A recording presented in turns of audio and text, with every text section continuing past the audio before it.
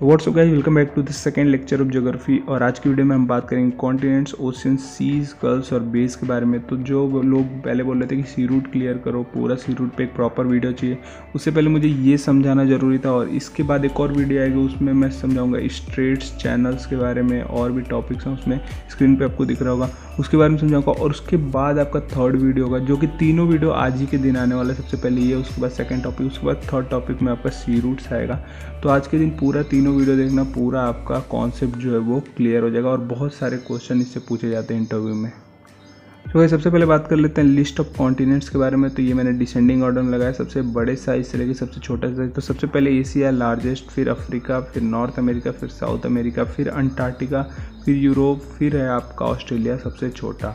और जो क्वेश्चन इनसे पूछे जाते हैं वो पूछ देते हैं कि जो इनके मेन कंट्रीज़ हैं वो मतलब किस कॉन्टिनेंट में है। जैसे पूछ लेगा इंडिया किस कॉन्टिनेंट में है, तो आपको पता होना चाहिए एशिया में। ऐसी मेन कंट्री जो है वर्ल्ड की, वो पूछते हैं कि किस कॉन्टिनेंट में।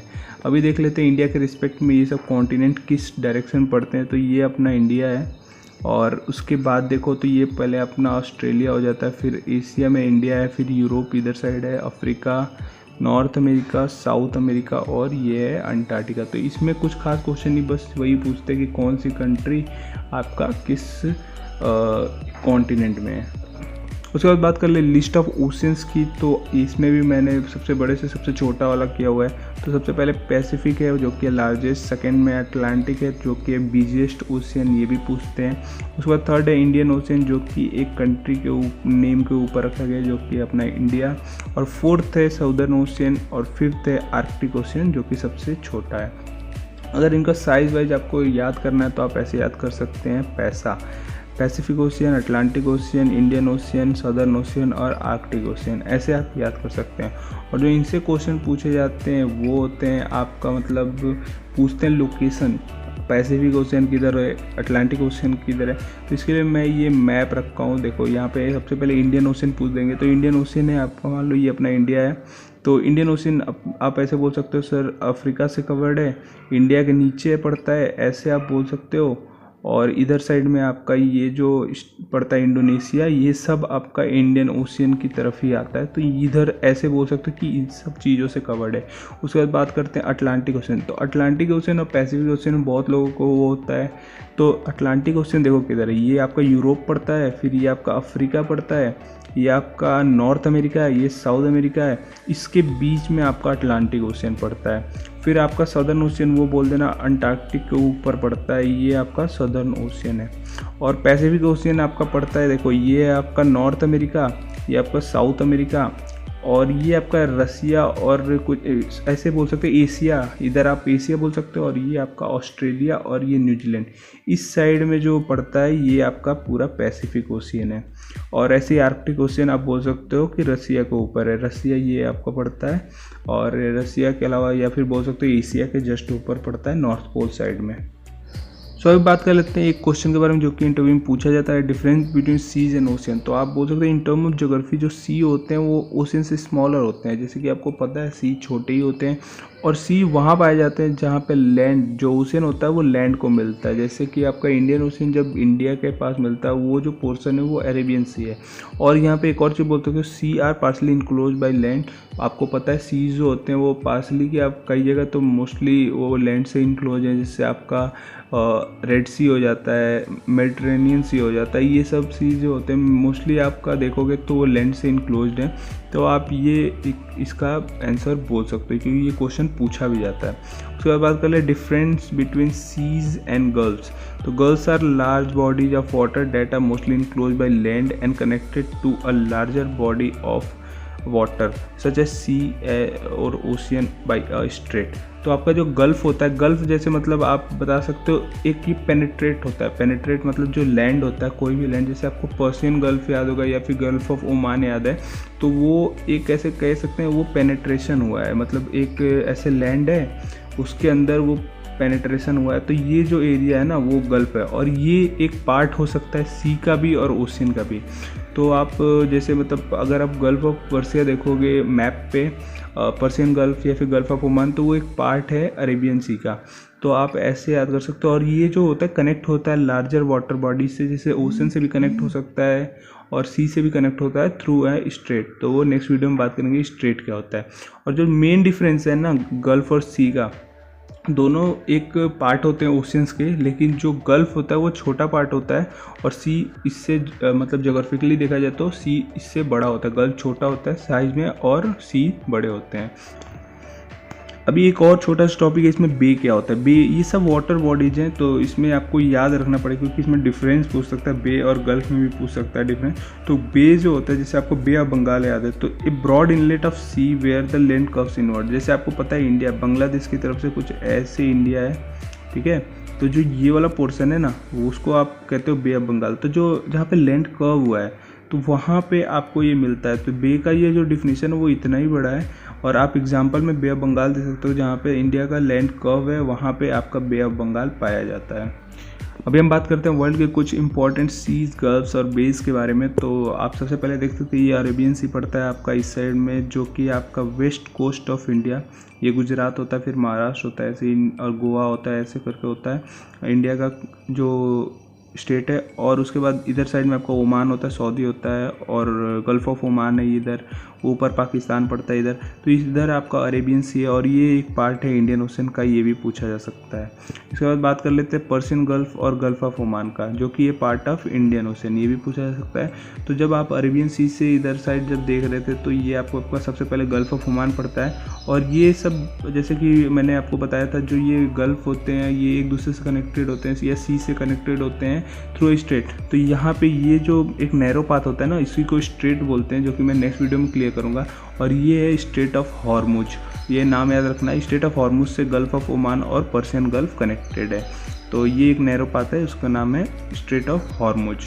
और ये आपका लोकेशन याद कर लो, ये यूएई पड़ता है, ये ओमान पड़ता है, ये बहरीन, कतर, और इधर शायद आगे जाके थोड़ा सा सऊदी अरेबिया का भी थोड़ा सा पार्ट है।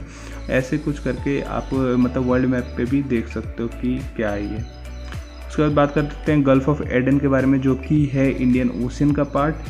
ये आपका जब मतलब पर्शियन गल्फ के नीचे वाला जो पेनिट्रेशन हुआ है, जो आप घुसते हो इसमें, ये आपका सोमालिया पड़ता है, ये आपका यमन पड़ता है। तो जो इधर से एंट्री है ना, इसको कहते हैं गल्फ ऑफ एडन। बात करते हैं फोर्थ नंबर का, वो है आपका रेड सी, जो कि पार्ट ऑफ इंडियन ओशन का है। तो ये आपका होता है गल्फ ऑफ एडन, यमन और सोमालिया के बीच में। और इसके बाद ये आपका सऊदी अरेबिया पड़ता है, और ये आपका इरिट्रिया, ये मतलब अफ्रीकन कॉन्टिनेंट है, और ये आपका एशिया का कॉन्टिनेंट है, गल्फ कंट्री जिसको बोलते हैं, वो पार्ट है। इसके बीच में आपका रेड सी, और रेड सी कनेक्टेड होता है आपका गल्फ ऑफ एडन से, या फिर गल्फ ऑफ एडन कनेक्ट होता है रेड सी से through a strait narrow path called as Bab el Mandeb. अभी बात करते हैं फिफ्थ नंबर, जो कि बहुत ही इंपॉर्टेंट है, ये बहुत बार पूछा जाएगा आपसे, मेडिटेरेनियन सी, और ये एक पार्ट है अटलांटिक ओशियन का। जैसे कि पता है ये आपका पूरा पड़ता है अब इधर से आके आपका यूरोप, और इधर साइड में आपका पड़ता है अफ्रीकन कंट्री, जैसे लीबिया है। और ये सब मतलब जो मेडिटेरेनियन सी है वो कनेक्ट करता है आपको इधर रेड सी से थ्रू स्विच कैनाल, और उसके बाद यही एक रूट है इंडिया से यूरोप में जाने का। अभी बात कर लेते हैं नॉर्थ सी के बारे में, जो कि पार्ट एक अटलांटिक ओशियन का। तो अटलांटिक ओशियन में आपका जो ये नॉर्थ सी पड़ता है वो आपका यूके के पास, और इधर नॉर्वे है, डेनमार्क है, नीदरलैंड है। तो ये सब जो मैं अभी सी बता रहा हूँ, आप इसको गूगल अर्थ डाउनलोड कर लेना ऐप, उसमें से जाकर आपको देख लेना, तो आपको और आइडिया लग जाएगा। मेरे से मतलब पढ़ाने के अलग से भी आपको आइडिया लग जाएगा कि कौन सा सी, कौन सा ओशियन किधर है। उसके बाद बात करते हैं बेल्टिक सी के बारे में। ये भी आपका अटलांटिक ओशन का पार्ट है और इम्पॉर्टेंट है, क्योंकि ये आपका अंदर मतलब यूरोप में जाओगे थोड़ा और अंदर है और ये इम्पॉर्टेंट मतलब शिपिंग लाइन के लिए इम्पॉर्टेंट है, तो इसलिए ये भी आपसे पूछा जा सकता है। तो ये आपका पोलैंड, डेनमार्क, और ये आपका ये जो और भी कुछ कंट्री जैसे फिनलैंड है, तो इस सब के बीचों बीच में पड़ता है। तो आपको ये भी याद रखने की ज़रूरत है कंट्रीज आसपास कौन कौन सी हैं, क्योंकि अगर ये पूछा जाएगा तो आप इसी के थ्रू बता सकते हैं कि कौन कौन सी कंट्रीज़ के बीच में ये है, तो ये आप याद कर सकते हो। तो अब बात कर लेते हैं कैरिबियन सी के बारे में। तो कैरिबियन सी आपका पड़ता है अटलांटिक ओशन का पार्ट है, और ये पड़ता है, देखो ये आपका नॉर्थ अमेरिका का वो कॉन्टिनेंट, ये आपका साउथ अमेरिका, ये आपका पनामा बीच में पड़ता है। ये इस्तमस है, अभी इस्तमस को भी मतलब नेक्स्ट वीडियो में कवर करेंगे। तो और ये आपका डोमिनिकन रिपब्लिक है, इसके बीच में आपका पड़ता है कैरिबियन सी, और इधर ही आपका वो वेस्ट इंडीज और ये सब भी पड़ता है इस साइड में। तो इसके बाद बात कर लेते हैं gulf of Mexico. Gulf of Mexico भी अटलांटिक ओशन का पार्ट है, और ये आप देख सकते हो ये आपका मैक्सिको के पास पड़ता है। तो ये है आपका गल्फ़ ऑफ मैक्सिको। और उसके बाद बात करते हैं गल्फ़ ऑफ कैलिफोर्निया, तो ये है पार्ट पैसिफिक ओशियन का। तो आपको पता है कि नॉर्थ अमेरिका जो है आपका, नॉर्थ अमेरिका है उसके इधर साइड में आपका अटलांटिक ओशन पड़ता है, इधर साइड में पैसिफिक ओशन है। तो ये गल्फ़ ऑफ कैलिफोर्निया इधर है और जो गल्फ़ ऑफ मैक्सिको था वो इधर है। तो ये आपको याद रखना है कि किस डायरेक्शन में है। तो ये आपका जो पड़ता है वो है वेस्ट डायरेक्शन और ये पड़ता है जो है वो आपका ईस्ट डायरेक्शन है। उसके बाद बात कर लेते हैं 11th, वो है आपका बे ऑफ बंगाल, अंडमान सी, जो कि ये पार्ट इंडियन ओशियन का। ये आपको पता है बांग्लादेश इधर पड़ता है, ये आपका इंडिया है, ये आपका बे ऑफ बंगाल है, ये आपका अंडमान आइलैंड है, तो ये आपका अंडमान सी होता है। उसके बाद बात कर लेते हैं चाइना सी के बारे में, जो कि पार्ट किसका, पैसिफिक ओशियन का। चाइना सी भी बहुत इंपॉर्टेंट है, चाइना सी बार बार आपसे पूछा जाएगा, क्योंकि अगर इंडिया से अगर आपको चाइना जाना है तो ये आपका पड़ता है, तो ये भी आपको याद रखना है। साउथ चाइना सी इधर है, ईस्ट चाइना सी इधर है, ये पूरा चाइना सी है, लेकिन इसके जब पार्ट हुए, क्योंकि ये चाइना है और आपको पता है नीचे साइड में साउथ होता है और इधर साइड में ईस्ट होता है, तो इसीलिए ये कैटेगरी है, इधर आपका ईस्ट चाइना सी होता है, इधर आपका साउथ चाइना सी होता है। सो गाइस, ये था बस इंपॉर्टेंट सीज, ओशियंस, कॉन्टिनेंट्स और आपके गल्फ्स, बेज, ये आपके पूरे यहाँ पे ख़त्म होते हुए। अगर इनके बारे में और थोड़ा जानना है तो आपको गूगल अर्थ डाउनलोड करना, उस पे से जाके आप देख सकते हो, आपको थोड़ा सा और आइडिया लग जाएगा। बाकी ये जो पीपीटी है वो मैं आपको इसका लिंक डिस्क्रिप्शन बॉक्स में दे दूँगा, वहाँ से जाकर डाउनलोड कर लेना और समझ में आ जाएगा। और इसके बाद बात करते हैं लास्ट टर्म का इस वीडियो का, वो आर्कीपेलागो। आर्कीपेलागो इसलिए मैं यहाँ पर रखा हूँ क्योंकि एक छोटा सा डिफिनेशन और ये कभी कभी पूछ लिया जाता है इंटरव्यू में। तो ये होता है एक छोटा सा एरिया या फिर कलेक्शन ऑफ आइलैंड बोल सकते हैं। ये कलेक्शन ऑफ आइलैंड होता है सी या फिर स्ट्रेच ऑफ वाटर में।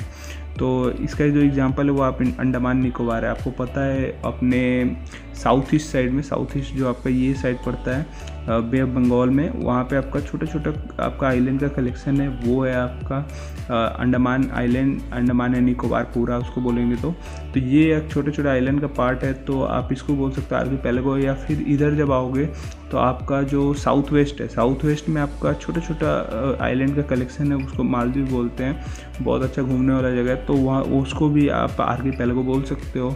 तो ये एक पूछा जाता है इंटरव्यू में, तो इसलिए मैंने इसको लास्ट में रख लिया और यहाँ पे आपका पूरा कवर होता है आज की वीडियो का। अगर ये वीडियो अच्छी लगे तो लाइक कर देना, अगर कोई डाउट होगा तो कमेंट सेक्शन में पूछ सकते हैं, और कोई स्पेसिफिक वीडियो चाहिए तो उसको कमेंट सेक्शन में लिख देना, उस पर वीडियो बना दूंगा। So thank you for watching this video.